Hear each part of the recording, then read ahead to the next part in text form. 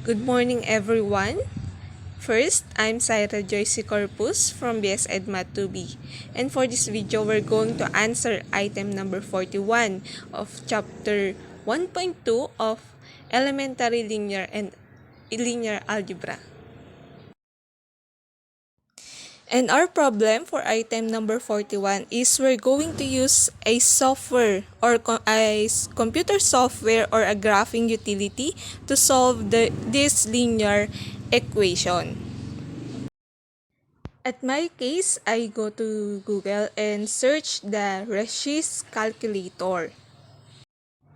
And if we're going to click the Regis matrix calculator, this is what we see. So we have Gauss-Jordan elimination calculator. So here you can solve system of simultaneously linear equation using Gauss-Jordan calculator. So this is what are we going to use. And if we're going to scroll down, we can see the matrix dimension. So we can put here what matrix dimension we have.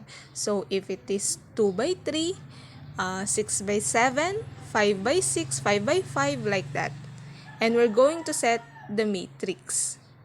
So for our problem, we can put the matrix dimension of 6 by 7. So we're going to click 6 and 7. And when we were going to click the set matrix, this is what we have.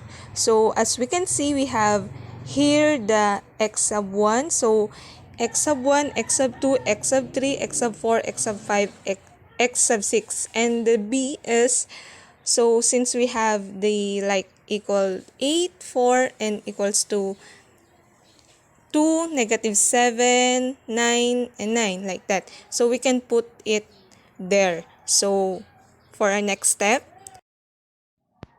we're going to put the augmented matrix. So augmented matrix is, for a system of linear equation, is a matrix of numbers in which each rows represent the constants from one equation. And for our row 1, x sub 1, we have 1. For our row 1, x sub 2 is -3. For row 1, x sub 3 is 1. For row 1, x sub 4 is -1. For row 1, x sub 5 is 2. For row 1, x sub 6 is -1. And it is equal, for our b is, we have 8. And next for our row 2, we have, for row 2, x sub 1, we have 1. Row 2, x sub 2, we have -2. Row 2, x sub 3, we have 1. Row 2, x sub 4, we have -3. Row 2, x sub 5, we have 1. Row 2, x sub 6, we have -4. And for our b, we have 4. And for our row 3, we have, for row 3, x sub 1, we have 2. Row 3, x sub 2, 1. Row 3, x sub 3, -3. Row 3, x sub 4, 1. Row 3, x sub 5, -2. Row 3, x sub 6, 5. And for our b, we have 2. And for our row 4, we have, for x sub 1, we have -2. Row 4, x sub 2, we have 3. Row 4, x sub 3, we have -1. Row 4, x sub 4, we have 1. Row 4, x sub 5, we have -1. Row 4, x sub 6, we have 2. And for our b, we have -7. And for our row 5, we have, for row 5, x sub 1, we have 1. Row 5, x sub 2, we have -3. Row 5, x sub 3, we have 1. Row 5, x sub 4, we have -2. Row 5, x sub 5, we have 1. Row 5, x sub 6, we have -2. And for our b is 9.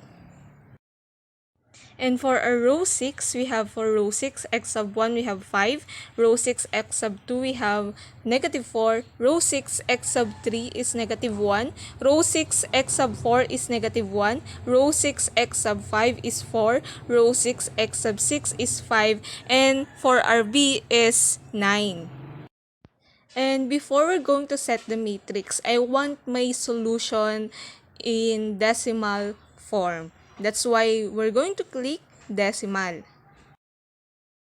And if we're going to click the set matrix, this is what our solution set. So for x sub 1, we have 1, x sub 2, we have negative 2, x sub 3, we have 6, x sub 4, we have negative 3, x sub 5, we have negative 4, x sub 6, we have 3. And this is our final solution. And now, if we want to show the solution, let's click the show solution.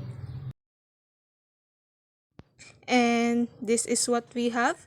So the matrix pop up. So this is our matrix, right? And if we're going to scroll down, we have this solution. So find the pivot in the first column and swap the second and the first rows.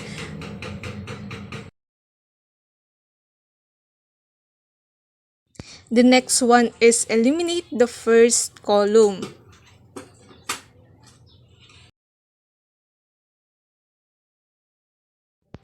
The third one is find the pivot in the second column, inversing the sign in the whole row, and swap the fourth and second row.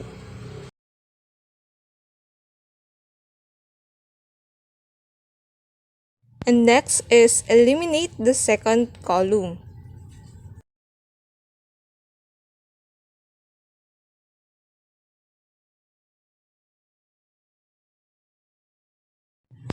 Next is find the pivot in the third column, inversing the sign in the whole row, and swap the fifth and the third rows.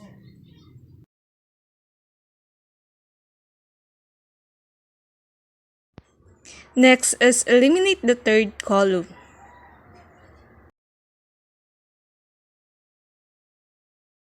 Next, make the pivot in the fourth column, dividing the fourth row by negative 1. And now, eliminate the fourth column.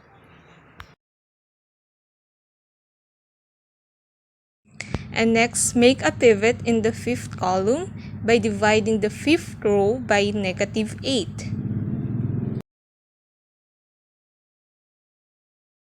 The next one is we're going to eliminate the fifth column.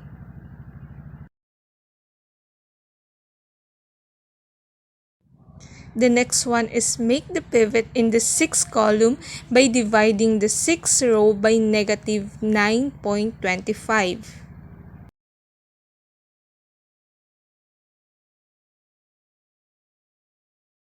And next is we're going to eliminate the sixth column.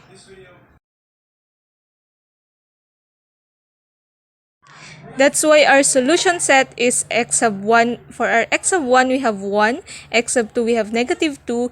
X sub 3, we have 6. X sub 4, we have negative 3. X sub 5 is negative 4. X sub 6 is 3.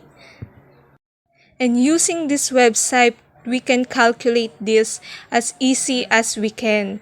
And now, thank you for listening and watching, and I hope you learn about it. Thank you, everyone.